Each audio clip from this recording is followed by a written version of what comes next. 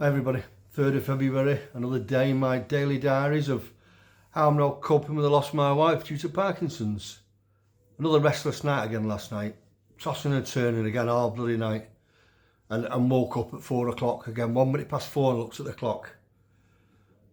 Turned over, I didn't get out of bed last night again, but I was tossing and turning all night, so I didn't actually get up though till about 8:30, but I didn't sleep proper, so I didn't get to the gym.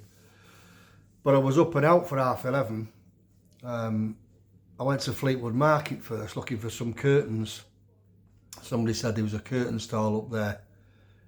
Anyway, when I got there, it turns out I knew the fella.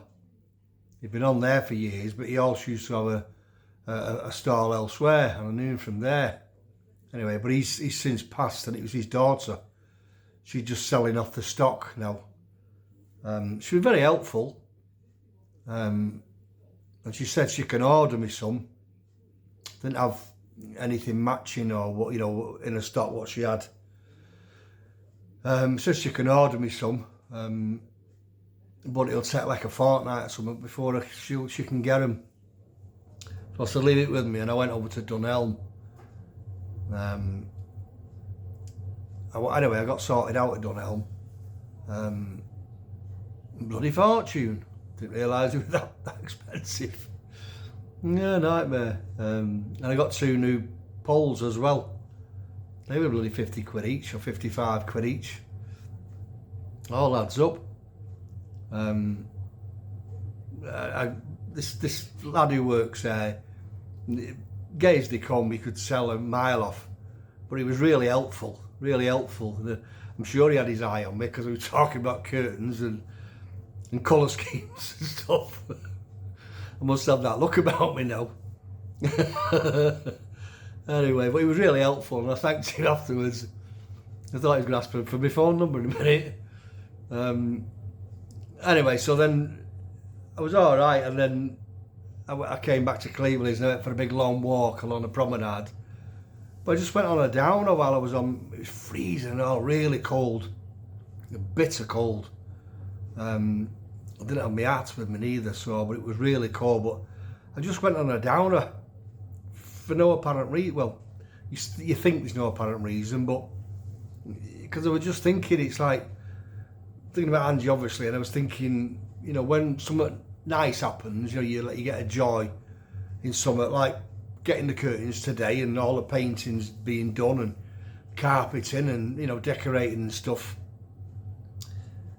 It just reminds you that the other half of you that would have been enjoying all this joy with you isn't there anymore.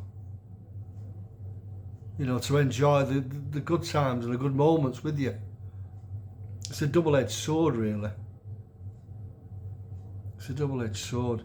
I heard someone describe grief as Groundhog Day.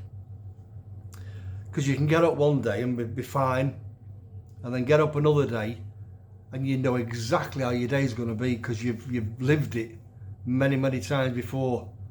And it's a good way of describing it, that. Because when you get up in the morning, I mean, sometimes it just comes on you like it has today, but some days you can get up in the morning and know exactly how your day's going to be, like Groundhog Day, because you've lived it before.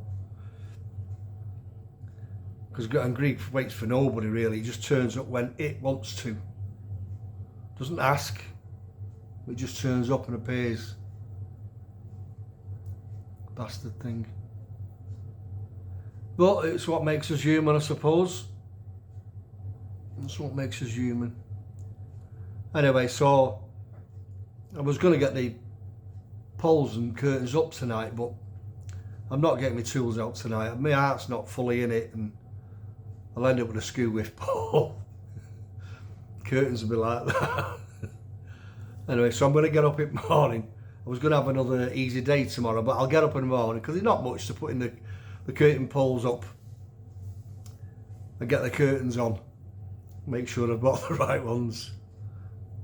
And then I'll go and do some shopping. And then get out again for another long walk, and probably go and spend an hour in my favourite cafe, Juice Wave again. Yeah. And then Thursday I'll crack on with the rest of the painting in that well, not the rest, all the painting in that second bedroom upstairs. I'm going to nip out and I'll get some paint tomorrow actually while I'm out.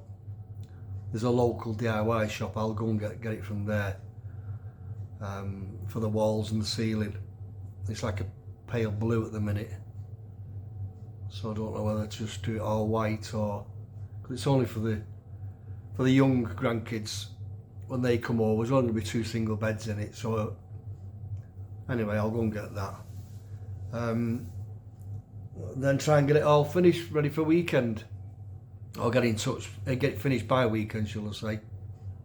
And then I'm ahead of schedule because the carpets upstairs and the 2 rooms are being fit next Wednesday. So yeah, I can get that finished hopefully, and then I'll get the conservatory emptied out, because it's still got a few boxes and stuff in there yet. I'll get the conservatory emptied and cleaned out, and then get the walls in there painted, and then I'm done. Well, I'm saying I'm done. I've got then to decide what I'm going to do with the kitchen. I'm sat in the kitchen now, really. Decide what I'm going to do in here, and then it is all done. Apart from my garage, I'll start organising that next after that. But yeah, so it keeps my mind occupied. But it just makes you think, you know, that double-edged sword, you know, when you're happy about something, your other half isn't there to enjoy that moment with you. Physically, it isn't there. I know subconsciously and mentally. I did ask her last night for a sign. Now, the usual things like the feathers and all the other stuff that I keep getting. I mean, I've still not had his robin yet. But something a bit more specific to us. And I came up with the thumbs up.